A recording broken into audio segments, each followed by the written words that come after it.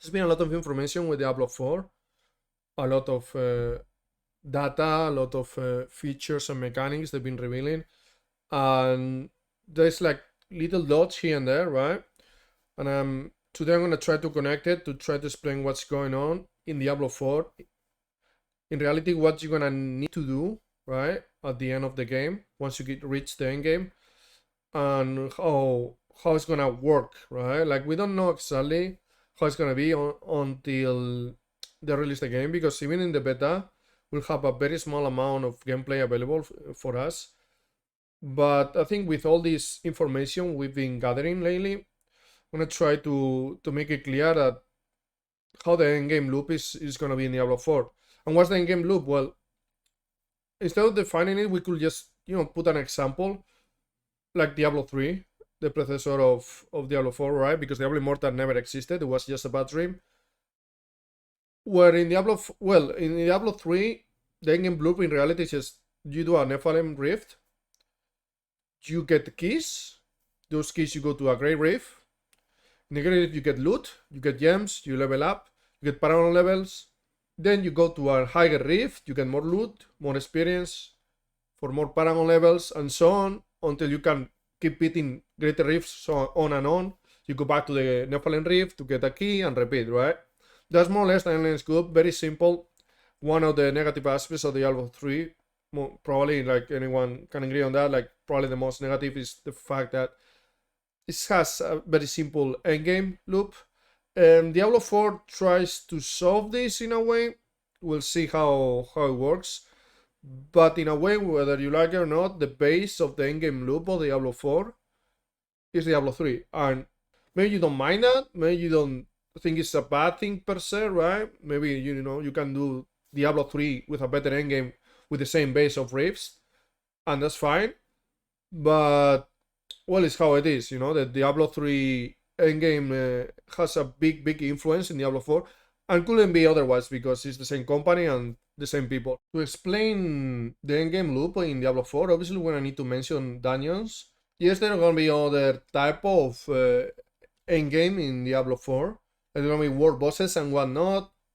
There's gonna be exploration, there's gonna be PvP, but mainly it's gonna be all about dungeons. Dungeons are instances around the world. Some you need to unlock doing strongholds. This is another mechanic that has a link with the dungeons, but not necessarily. There's going to be a bunch of dungeons, like over 100. We presume each dungeons will give different legendary powers that you can extract, and then with extracted power you can trade for other powers that are going to be a core in your builds in all classes. You're gonna need to farm these specific dungeons that's gonna give you these specific powers, so you can actually progress in the build. But the loop goes beyond that, right? Because the legendary powers, once we get a legendary power, that's it. Okay, once you get one, you get it forever. You save it, you can craft with it, and that's it. So that's not really the loop, even that obviously crafting is gonna be very linked to this loop. The loop is gonna be the sigils. The sigils we're gonna need to improve, to craft the dungeons in a way that reminds me of PoE maps, where you will craft a map. In the same way with the dungeons, it's gonna be similar, but in a different way, in a way that it's like mixing these maps in PoE with the Rift system in Diablo 3. All this information I'm gonna show on the screen now comes from Warhead. I'm gonna put a link on the description and you wanna check it out on yourself. But basically you can craft these sigils. They're gonna have different qualities, like maps in PoE. And these qualities are gonna be categorized in tiers. That's why I said that it's gonna be similar to the rifts in Diablo 3, because it feels like the progression is very similar to rifts, just that with a bit more depth into it, because you're gonna be adding mods. The main difference between rifts in Diablo 3 and this, as how the player is gonna experience this endgame loop, is gonna be that you can choose what dungeon you want to clear. Different dungeons have different objectives, so maybe if your build is good for different objectives, you wanna clear different dungeons, right? So in that regard, I feel like it's already an improvement. So you'll be able to craft these seals. For example, have the common nightmare seals that you need to pay seal power that you're gonna get savaging other sigils that you don't want. So for example, I guess that you do different dungeons early game.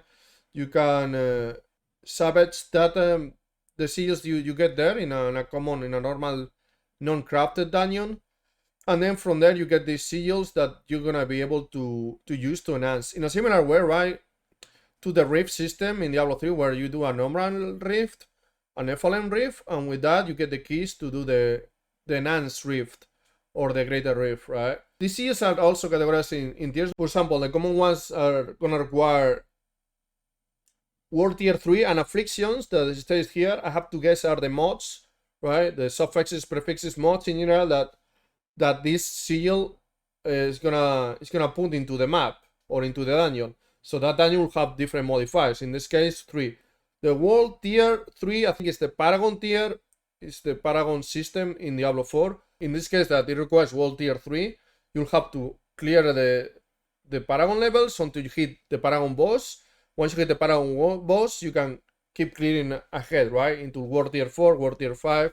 We go on, right? Tier 11, Tier 15, 50 to 20. I don't want to get more into it. In this case, one more affliction. So in a way, you could say like the normal ones, the common nightmare seals are like a blue map in PoE. This one is a bit more like rare map. And then you have the ancestral nightmare seals. It starts scaling very fast already. Tier 21 to 25, up to 100. And all of them have 5 affliction. All of them you require world tier 5. Yeah, you go with the world tier. Once you get 3, you can do these dungeon seals.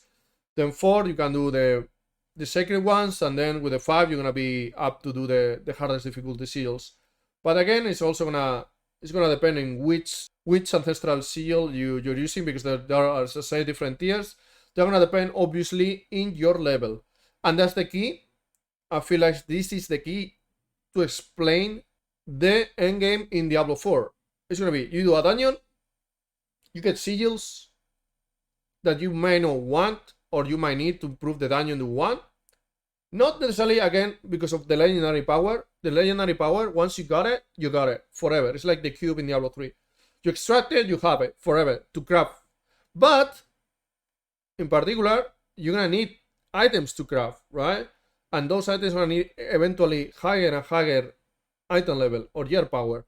So that's the key, I think. Top of that, we'll have uniques, that are very... Some builds are going to be more dependent on uniques than others. They enable builds. That's very important. But that's the key, right? So you're going to be... Let's take into consideration, for example, the ancestral sigils, because they're highest tier, right? And you can see the progression there. 21 to 25, you're going to start there, let's say. You're going to start using the powder in there. You're going to start getting gear. You might grab that gear that you think is good to get even more power, to keep going along the tier. You're gonna keep doing normal dungeons. You get the sigils power. With sigil powers, you grab the dungeon you like. With that dungeon, you get more loot. You get higher gear score gear, and you put it on. You get more power, and you repeat it. Right? That's gonna be more or less the endgame loop. It's gonna be just basically doing dungeon, getting the sigil to improve another dungeon. Right? Do a normal dungeon to get a sigil, to then improve on a dungeon that you wanna be farming, to get the gear you need to keep improving in this dungeon tier system. Now, you might think that this is not a problem, that you might think that, as I said before, it's an improvement from Diablo 3, because it is, I feel like it is an improvement from Diablo 3. You choose the dungeon, so you don't play random maps that you might not like or might not be good for your build. No, you're going to be choosing the ones you get. The dungeon system is going to offer more variety already compared to the rifts, in the sense of what you need to do in them. As I said, there's going to be different objectives. It's not only killing monsters and then the boss. I mean, it's that in reality, right? But it's going to have different objectives compared to the rifts in Diablo 3 that is just kill these monsters, kill the boss. That's it, right? So in that regard, it's already an improvement. So a lot of the dungeon loop is going to be like that. You're going to do higher tier sigils that will provide you higher tier gear that will have bigger stats. You'll reroll some... So you'll craft some legendary powers into that gear to keep up in terms of stats with the difficulty of the other dungeons, the higher level dungeons, the higher tier dungeons. A lot of it is gonna be like damage reduction, As you progress, the enemies will have more and more damage reduction to compensate for the fact that you're getting higher and higher damage with your gear. And the loop is gonna be mostly that. Obviously, there's gonna be a bit more into it because the impact of uniques in Diablo 4, that hopefully is as big as developers are planning it to be. The uniques will be very significant. They're gonna enable builds on its own. So a lot of it is gonna be like, okay, I'm leveling with this build, or this build doesn't really need a very hard to get the legendary power, or doesn't need a unique, right? And that might be for a good leveling and progressing build.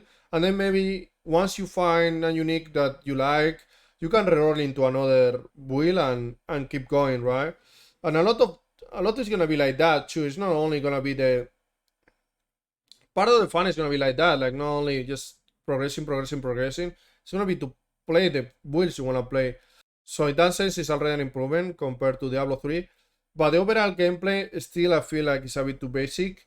But even if it's a bit too similar to Diablo 3, even with some touches from the PoE, some of Diablo 2 into it, maybe that's good enough for you. Maybe you don't need more because you already enjoy Diablo 3, or maybe you enjoy Diablo 3, but these small changes make it for you good enough, right? Good enough reason for you to try out Diablo 4. And then I just want to make this video because I'm been connecting the dots, and this is how I picture Diablo 4 endgame loop is gonna be. Tell me what you think about it. I hope you enjoy the video. I don't wanna, make it like negative. Even in a simple endgame loop as it is, or an endgame loop that may reminds you a little bit too much from Diablo 3, you can still enjoy the game. The developers can will into it to make even something that is enhanced. A bit of copying, but technically can happen. I don't want to be negative about Diablo 4. I just try to be as realistic as I can, trying to remove my cynical side for a minute for you guys to get an objective information about it. I will be making more endgame Diablo 4 videos as more information is revealed. And of course, I'll play the beta, even though that in the beta we probably don't see a lot of endgame because it's going to be level 1 to level 25. There's going to be one world boss though. But it's going to function in a way to again connect the dots maybe between this early game and this end game. So we'll see what happens then. I hope you enjoyed this video. See you around.